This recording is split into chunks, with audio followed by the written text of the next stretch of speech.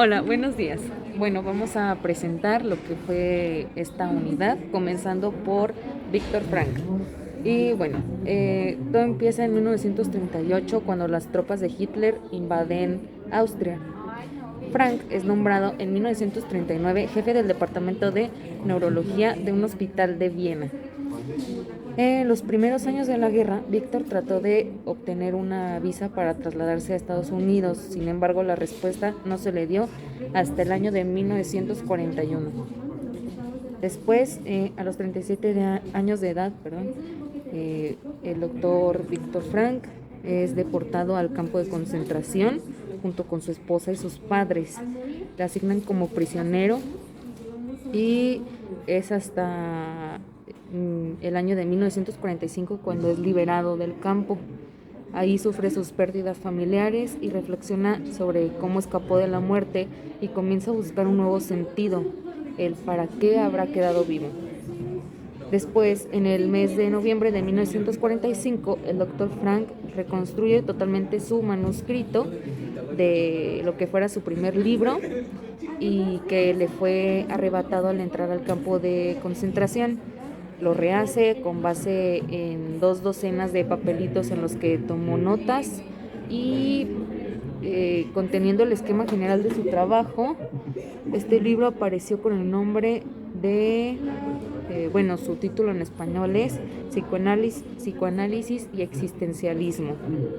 Después, en 1946, publicó su libro Un psicólogo en el campo de concentración. En ediciones posteriores a este libro se le conoce como El hombre en busca de sentido. Después, en el libro, con su libro Logos y Existencia, publicado en 1951, Frank completa su fundamentación antropológica de la logoterapia. Y pues bueno, vamos a hablar sobre la logoterapia. ¿Qué es la logoterapia? En resumidas cuentas, la logoterapia es la primera fuerza motivante del hombre. Es la lucha por encontrarle sentido a la propia vida, a la vida tal cual como es, y toda vida, por más adversa que sea, siempre tiene algún sentido. Por eso, a pesar de los problemas que podamos tener, toda vida vale la pena ser vivida, y aún más cuando el hombre pone en práctica la fuerza de oposición del espíritu frente al destino. Es decir, frente a aquello con lo que me encuentro en la vida sin haberlo elegido, pero ante lo cual sigo siendo libre de actuar de un modo o de otro.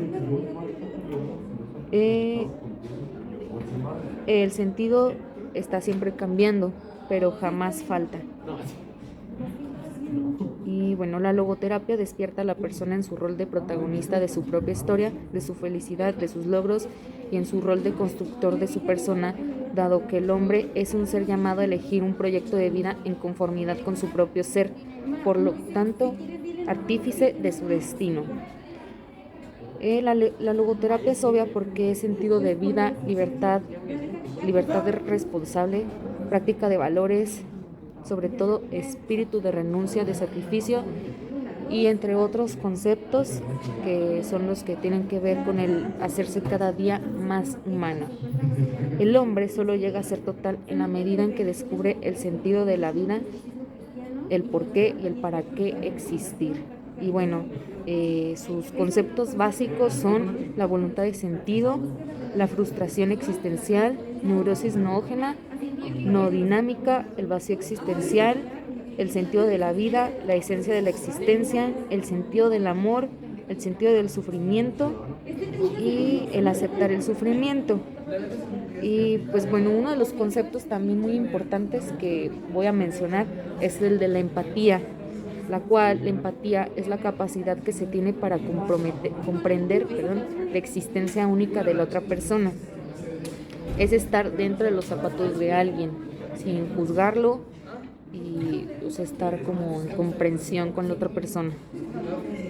Y bueno, ser empático es ver el mundo a través de los ojos del otro y no ver nuestro mundo reflejado en sus ojos.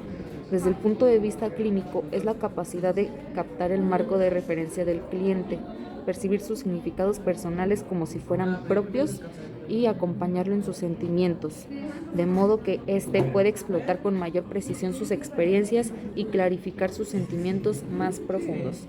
Y pues bueno, continuamos con el próximo tema. Gracias. Hablaremos ahora de la vida y obra de Fritz Perls. Nació en 1893 en Berlín. Sus padres eran judíos y él muy temprano se declaró ateo. Obtuvo un doctorado en medicina. En 1926 comenzó su análisis y junto con su esposa Laura Perls fundan el Instituto Sudafricano de Psicoanálisis. En 1946 decide irse a Estados Unidos. En 1950 se formó el Grupo de los Siete: Fritz Perls, Laura Perls, Paul Goodman, Paul Weiss, Elio Shapiro, Sylvester S. Eastman e Isidore Fromm. Crea institutos gestálicos en Nueva York, Cleveland y en Vancouver. En 1970 muere de cáncer de páncreas. Fritz Perls utiliza mucho la teoría gestal, que es conseguir que las personas aprendan a erguirse sobre sus propios pies, que ordenen su confusión. Vamos a hablar de los postulados de la terapia gestal. Es cuerpo-mente, que consta de conceptos como el insight, que dice que alguien tiene capacidad de insight cuando puede tomar conciencia de un determinado aspecto sobre su vida. La figura y el fondo, que son como la capa externa del problema y el centro del mismo. Otro postulado es el darse cuenta. Es el concepto clave sobre el que se asienta el eje. En pocas palabras,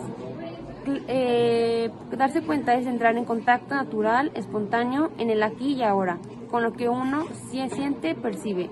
Es un concepto semejante en algo al del insight, aunque es más amplio. Una especie de cadena organizada de insights. Existen tres zonas del darse cuenta.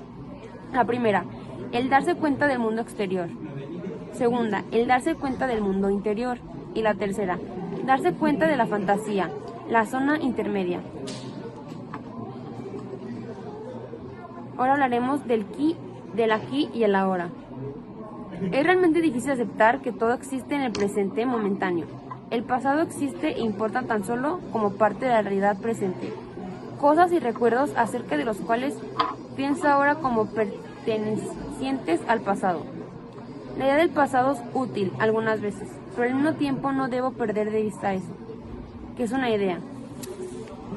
El enfoque gestálico es un enfoque holístico, es decir, que percibe a los objetos y en especial los seres vivos como totalidades.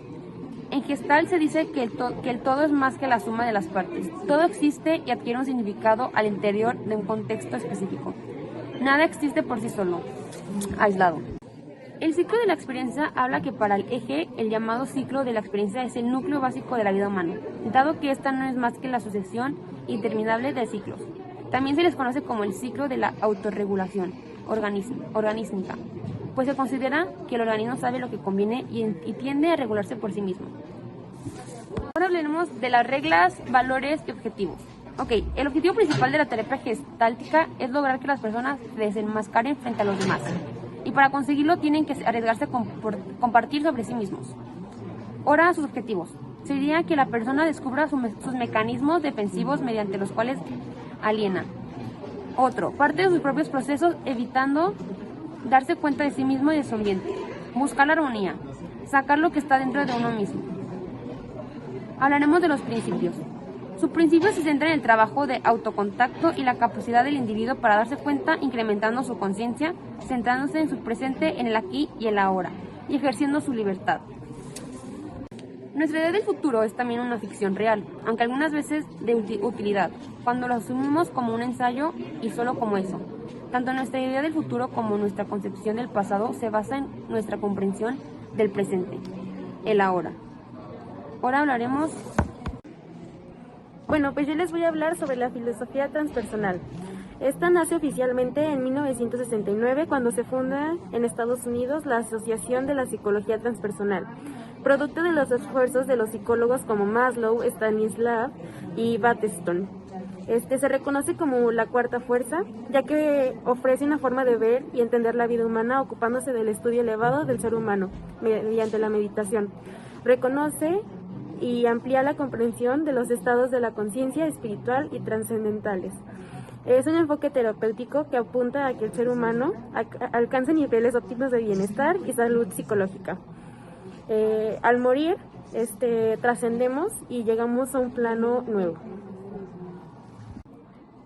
Bueno, pues los postulados principales son el anhelo de sentido y de trascendencia, tiene un enfoque diferente de la patología, describe y explora los estados expandidos de la conciencia, enfatiza la responsabilidad sobre el estado de salud, señala que el conocimiento y la sabiduría es función del ser. El pasado se perpetúa a sí mismo por falta de presencia. La presencia es la llave de la libertad, así que solo podemos ser libres en el ahora. Para alcanzar la iluminación necesitamos acabar con la ilusión del tiempo.